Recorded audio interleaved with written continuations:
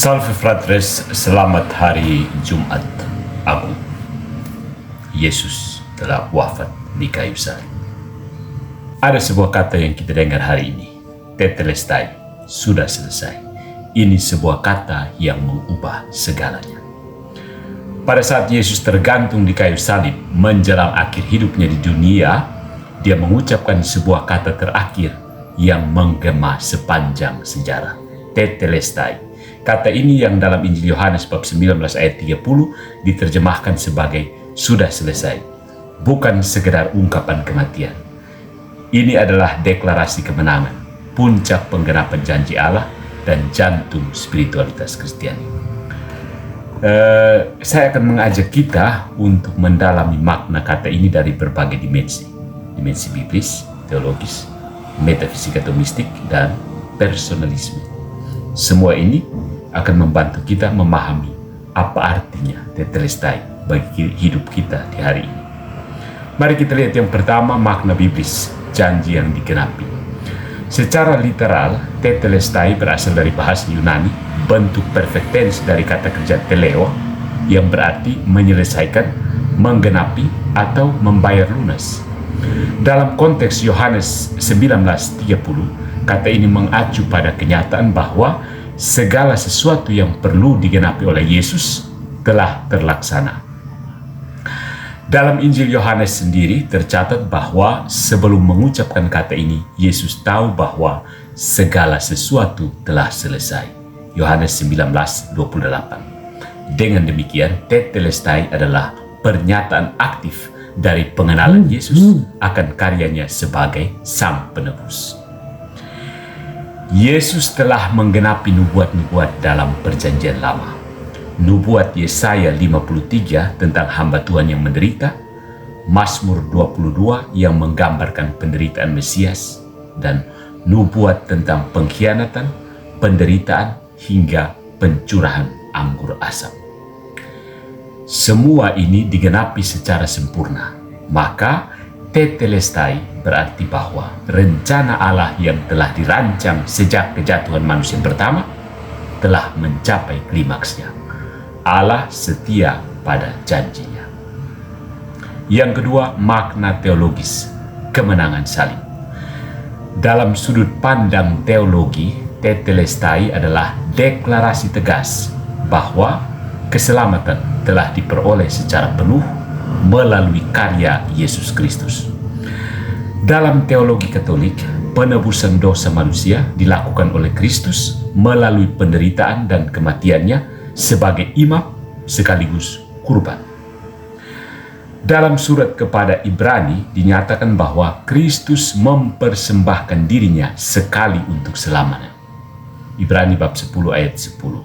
Dengan demikian, tidak ada lagi kurban yang perlu diulang. Salib bukanlah kekalahan, melainkan kemenangan. Kata tetelestai juga memiliki konotasi hukum dan ekonomi pada zaman Yunani kuno. Kata ini sering dituliskan pada kwitansi untuk menandakan bahwa hutang telah lunas. Maka dalam terang iman, Yesus membayar penuh harga dosa umat manusia. Dia tidak hanya menderita, dia menyelesaikan. Dia tidak sekadar wafat, dia mengalahkan dosa. Dengan ini, hidup kita sebagai umat Kristiani tidak lagi ditentukan oleh ketakutan akan hukuman, tetapi oleh syukur atas kasih karunia yang telah dicurahkan.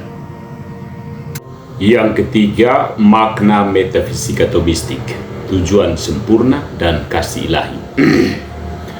Santo Thomas Aquinas dalam pendekatan metafisiknya memandang bahwa semua ciptaan bergerak menuju tujuan akhir atau telos, yang adalah kebaikan sempurna, yaitu Allah sendiri.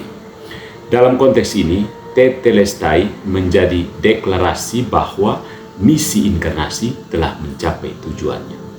Dalam Summa Theologiae, Aquinas menyatakan bahwa karya keselamatan adalah alasan utama Allah menjadi manusia. Dengan kematiannya di kayu salib, Yesus menyempurnakan tindakan kasih sebagai manusia yang dipersatukan secara hipostatik dengan keilahiannya. Ya. Menurut Aquinas, Sebuah tindakan disebut sempurna jika mencapai tujuan akhirnya, actus perfectus.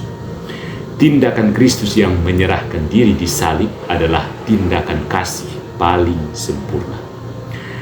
Kasih tersebut tidak hanya manusiawi tetapi ilahi, karena dilakukan oleh pribadi kedua Allah Tritunggal. Maka dari perspektif metafisika, tetelestai adalah puncak dari seluruh gerakan realitas menuju kepada Allah. Melalui salib, manusia dipulihkan dalam relasinya dengan pencipta.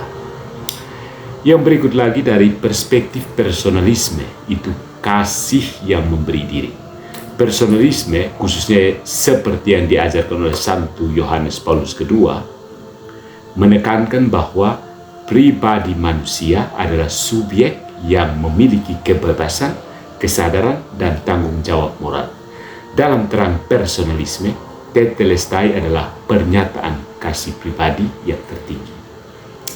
Yesus mengucapkan kata ini bukan sebagai korban pasif, tetapi sebagai pribadi yang secara bebas menyerahkan dirinya demi keselamatan orang lain.